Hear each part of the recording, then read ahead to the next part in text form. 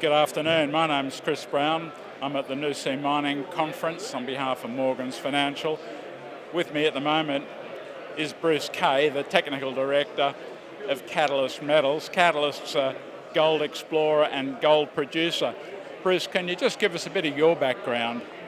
My background, Chris, as you know, was many years with Western Mining and then with Normandy. I started off with Normandy when it was a very small company as the head of the global exploration, and then 12 years later we were a $2.5 billion company and we got taken over by Newmont. And I then ran the world exploration for Newmont. So you know a little bit about gold exploration and the technical and commercial issues. Bruce, can you just, Catalyst, I think we might have spoken at the last Noosa Mining Conference, and Catalyst was a gold explorer.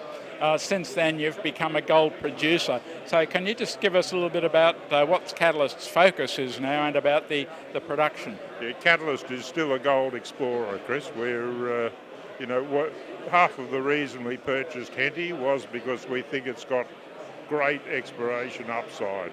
It's already produced 1.4 million ounces of high grade, and we wouldn't be surprised if there's another million ounces there somewhere.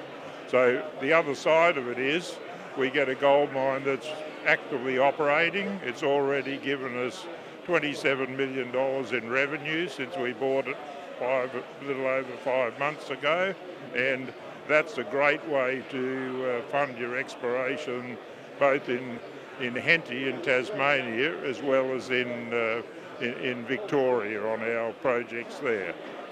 And Victoria was initially the focus of, or the purpose for Catalyst.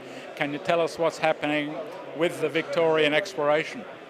Victoria is still very much the go. It's the joint venture with, we've got joint ventures with Hancock Prospecting. We've also got a joint venture with Navarre Minerals, and we've also got another joint venture with Dromarten. This financial year that we've started, we will spend in total, us and our JV partners, about $22 million, and we'll be drilling something like 20 to 30,000 metres of drilling. In Henty we'll be doing probably another 45,000 metres of drilling. So exploration is still where we see we're going to get the big lift in potential and really create something. Bruce, you're about 40 to 60 k's north of Bendigo. Am I drawing too long a bow if I say the expectation is that you're going to find an unmined Bendigo under a few metres or tens of metres of cover? We're about 40 metres under cover. I think the deposits, as you know, as a geologist, are all different. They're sort of similar, but they're all different.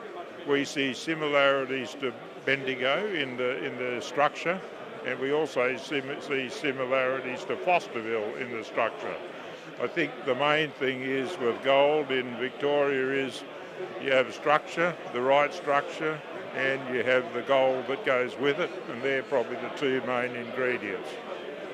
The news flow out of Henty is going to be the production and hopefully the cash flow that continues, and exploration. What's the news flow out of the Victorian exploration?